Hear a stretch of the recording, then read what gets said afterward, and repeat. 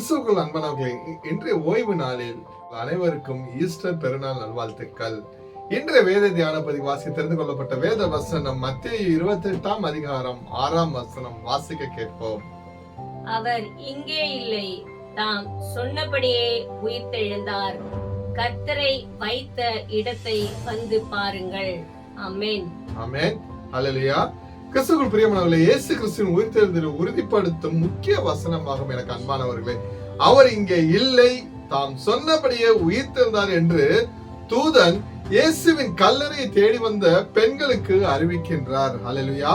இது மரணத்தின் மீது வெற்றியையும் இயேசுவின் வாக்குறுதியை நிறைவேற்றியதையும் நித்திய ஜீவனின் நம்பிக்கையும் பறைசாற்றாக அமைகிறது. எனக்கு பிரியமானவர்களே, வசனத்தின் ஆழமான கருத்துக்களை இன்று நாம் தியானிப்போம். முதலாவதாக வாக்குறுதி நிறைவேற்றம். இயேசு தான் மரித்த 3ஆம் நாளிலே உயிர்த்தெழுவேன் என்று முன்னரே சீசர்களிடம் கூறியிருந்தார். எனக்கு பிரியமானவர்களே, தாம் சொன்னபடியே என்ற வார்த்தை அவர் கொடுத்த வாக்குறுதி உண்மையானது என்பதையும் அவர் தேவனின் மகன் என்பதையும் உறுதிப்படுத்துகிறது. ஹல்லேலூயா. இரண்டாவதாக வெற்று கல்லறை. அவர் இங்கே இல்லை என்பது இயேசு மரணத்தை வென்று விட்டார் என்பதற்கான சான்று.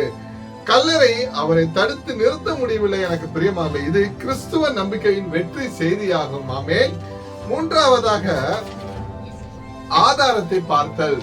வைத்த இடத்தை வந்து பாருங்கள் என்று தூதன் அழைப்பது உயிர்த்தெழுதல் என்பது ஒரு கற்பனை அல்ல, அது கண்கூடாக காணக்கூடிய ஒரு வரலாற்று உண்மை என்பதை இவ்வசனம் நிரூபிக்கிறது. அல்லேலூயா. நான்காவதாக பயம் நீங்குதல்.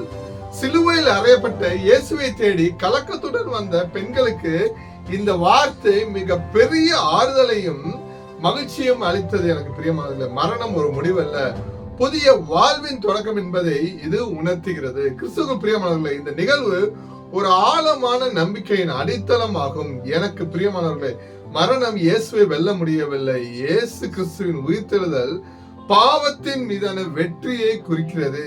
இயேசு கிறிஸ்துவின் உயிர்த்தெழுதல் விசுவாசிகளாகிய நமக்கு ஆறுதலையும் நித்திய ஜீவனையும் நம்பிக்கையும் தருகிறது. நம்ம அழைத்த தேவன் உண்மையுள்ளவர். கர்த்தராகிய இயேசு கிறிஸ்துவின் கிருபை உங்கள் அனைவரோடு கூட இருப்பதாக. ஆமென்.